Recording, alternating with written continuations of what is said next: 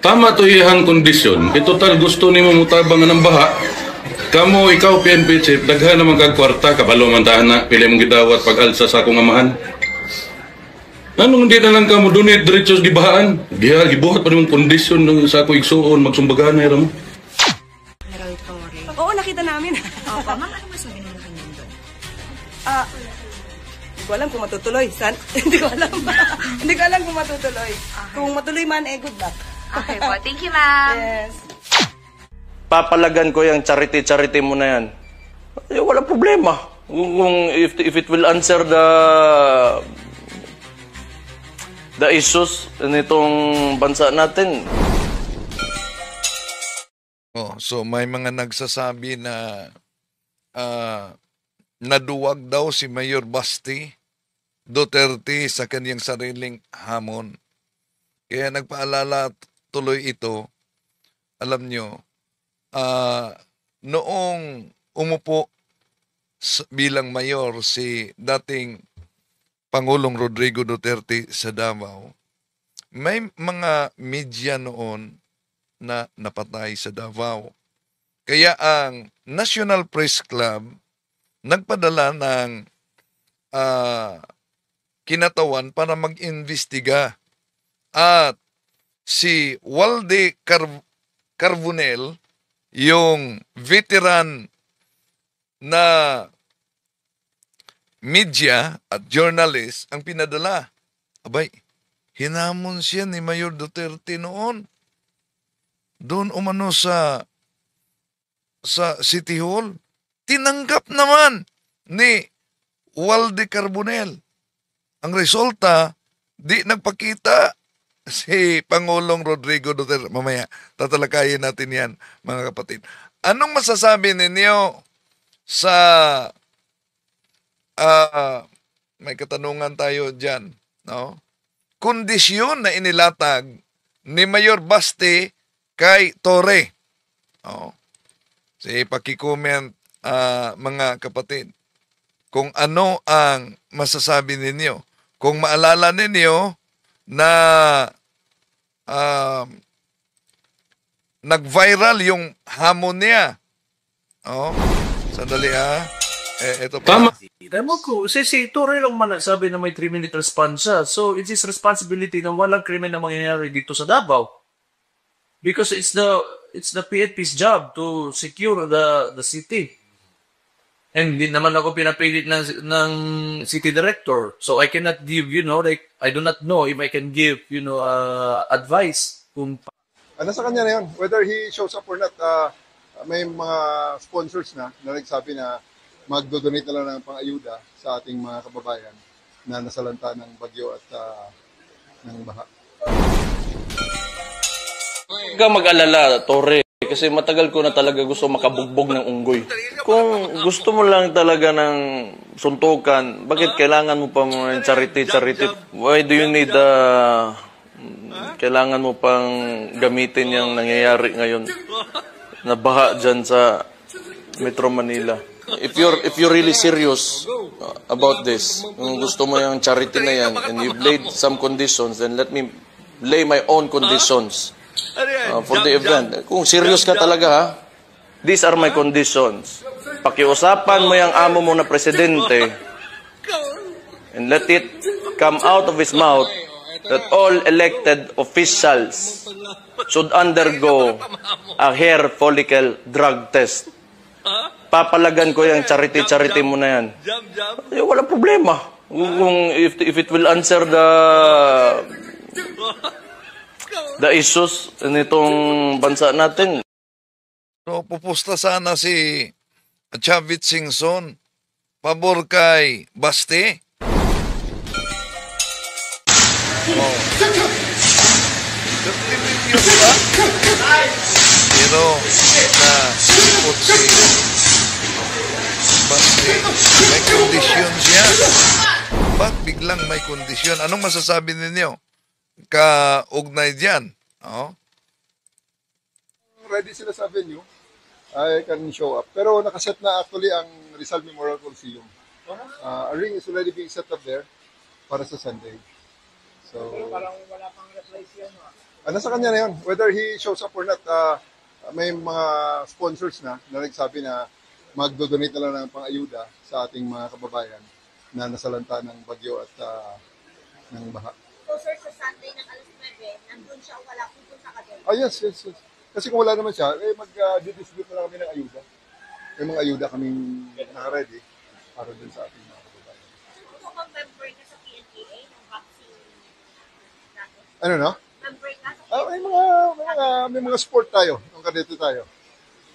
Oo nga sir, medyo yung agility mo, medyo nag-boxing ka talaga ba sir noon? Alam ng mga nanonood nakikinig sir. Naka-ready lang tayo na, naging playboy eh. Sinusuntok nga nung nakatali ang kamay sa likod eh. Kaya yun na lang ang inisip ko. Lakasan lang ng loob yan. Ano nga usap-usapan din ng mga netizens ha? Kaya may kanya-kanya ng pambate yung mga netizens sir. That's good because it will help drum up the event para mas maraming sponsor. The more sponsor. So patuloy ang activity nila ni Torre kahit di magpakita si Baste. At si Congressman Pulong Duterte naglabas din ng pahayag. Si Buano ito isasali natin. Papirma kung sa siguro na itong kalaban, basig. So ibang kondisyon naman ito, lalagda muna umano yung kalaban. Lalagda muna ang kalaban ng ano? Mapuruhan, mamatay, mapriso ko igsuot. Baka mapuruhan daw si Torre at mamamatay, makulong ang kanyang kapatid. Nanapot sila dahilan. Magpirminirmahay sa sila sa bugado. So sagawa mo ng kasunduan paglagda daw sa abogado. Mas mayo na. Puro man ka sila isog.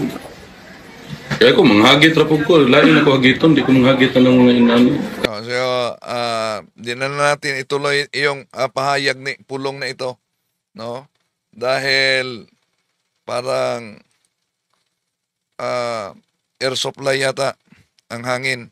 Okay. Noong may napaulat na mga media na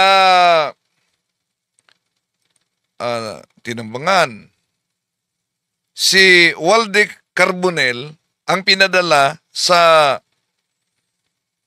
National Press Club para magsagawa ng investigasyon. At doon, nang nakarating siya doon sa Davao, sa programa ni dating Pangulong Rodrigo Duterte na siya pa'y mayor, hinamon siya. Ito ang bahagi sa kanyang kwento. I am starting this investigation, this probe into the murder of a fellow journalist with zero suspect. Ang ibig po sabihin ay wala akong suspicion o suspect o pinagsususpetsahan na pasimuno ng pagpatay sa isang broadcaster. Ang sabi ko, ngunit umpisan ko ang aking pong So pagdating niya ito sa Davao, nagsagawa siya ng press conference.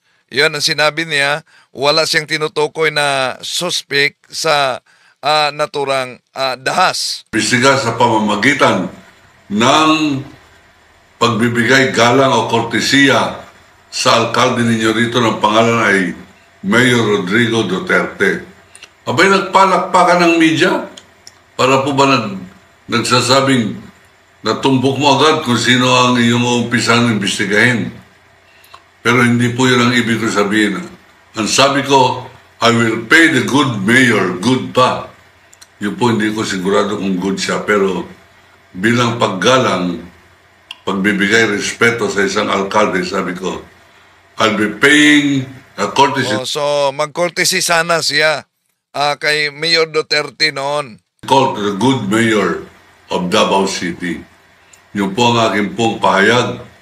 At dyan, bago ako mag-umpisa, sabi ko sa announcement ng investigasyon. So, naalala ko ito dahil parang walang pagkakaiba sa hamon ni Basti ngayon kay Torre. Naghamon kasi dito si Duterte.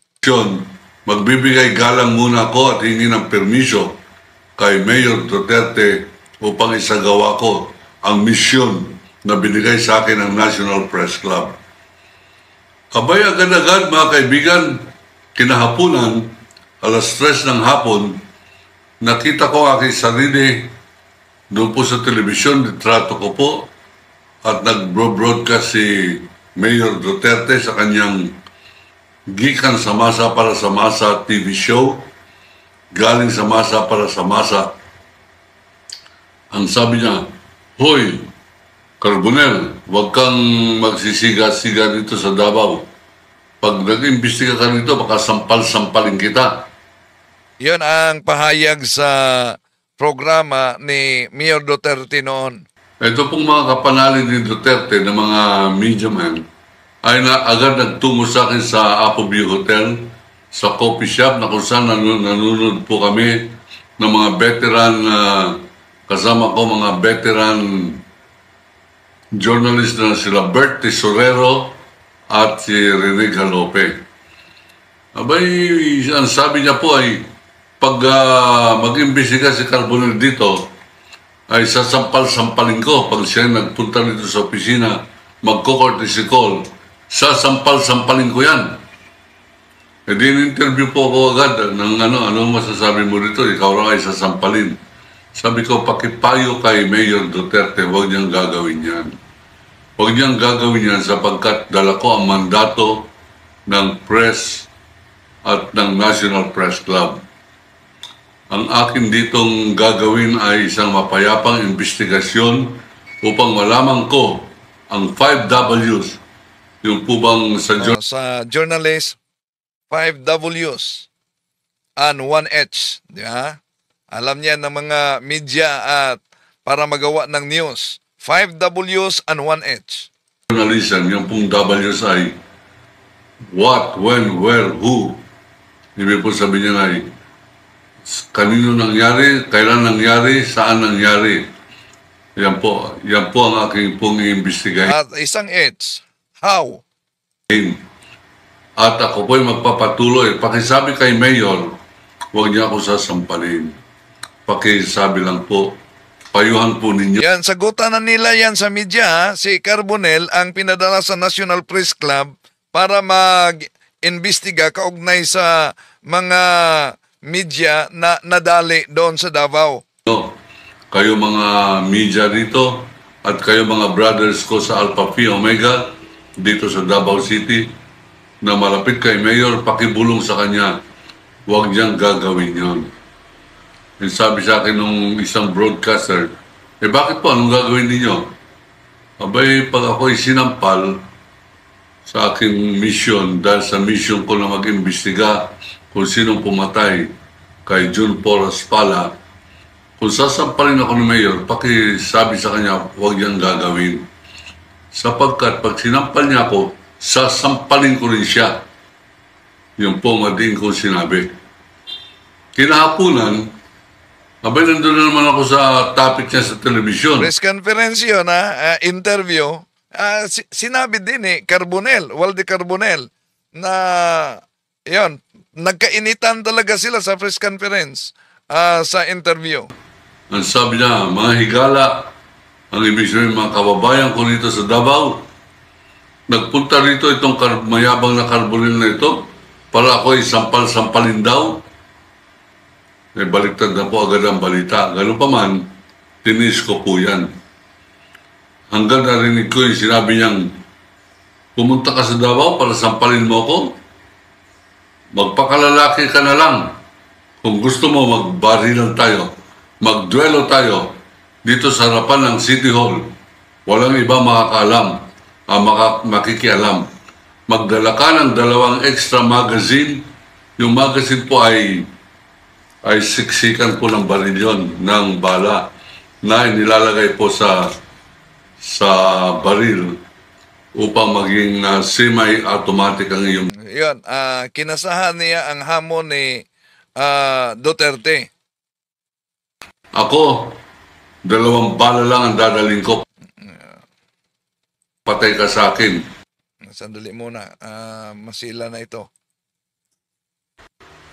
Ito po, sabi ng reporter, ang kasagutan ni Waldy Carbonell sa akin live interview, Mayor, sa interactive interview. Anong sabi ng mayabang na yan? Ito po ang kanyang tinig. Mayor, malugod kong tinatanggap ang hamon mo sa duelo, lalaki sa lalaki. So talagang tinanggap ni Waldy Carbonell yung hamon ni Mayor Duterte noon, no? At may mga saksing, mga media yon. Sa kanya pong pagmumura sa akin, ang sabi niya, kung matapang ka na tanggapin ang aking hamon sa iyo, walang kondisyon-kondisyon. Ang sabi ko, Mayor, hindi po ako matapang. Kaya lamang, pag ako po ay hinamon, ilalaki po ako, hindi po ako marunong tumakbo. Hindi po bagay sa akin yung ako po ay tatakbo. At ako po ay parang tatalilis sa hamon. Tinatanggap ko po ang inyong hamon, pero kailangan ko po yung kondisyon ko. Ang sabi niya, PI ka, anong kondisyon mo? Sabi ko, una, huwag kayong gagamit ng sniper. Isa yung kondisyon. I-skip na natin yan.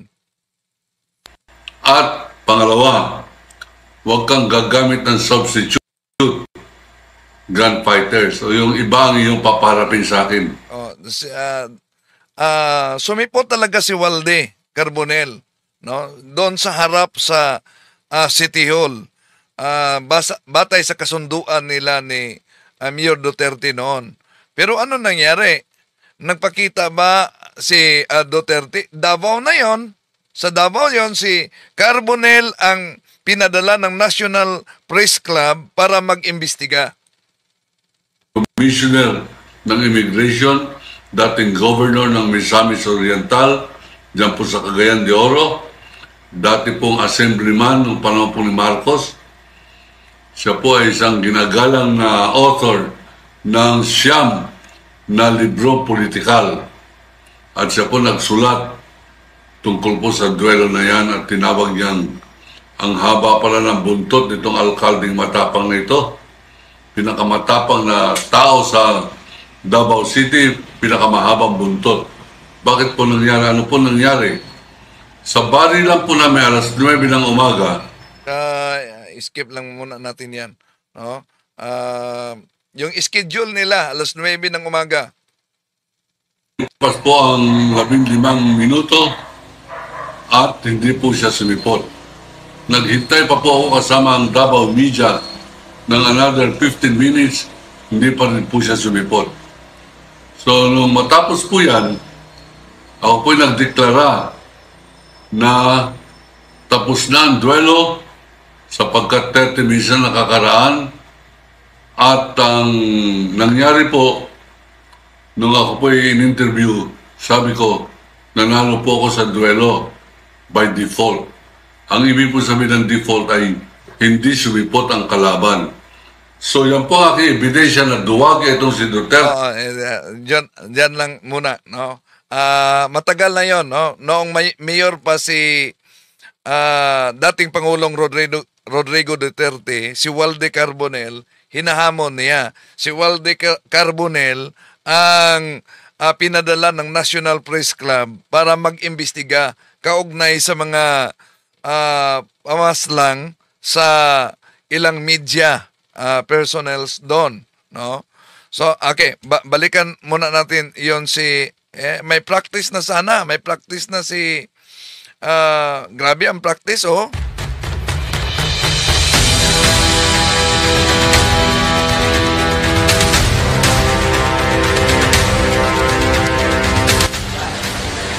Dito po ako sa sabi, halimbawa, nagdag ka sir, nagdag ka, dito ko sito. Halimbawa, nag-business ka, dito ang bahay mo. Ha? Dag, bang, sir. Nice. Kalabas ka na doon. Titingnan mo yung ito, ha? Okay, dapat ka sir. Paano sir? Nice, good, yan yung puli yun, ha? Paano sir? Nice, good.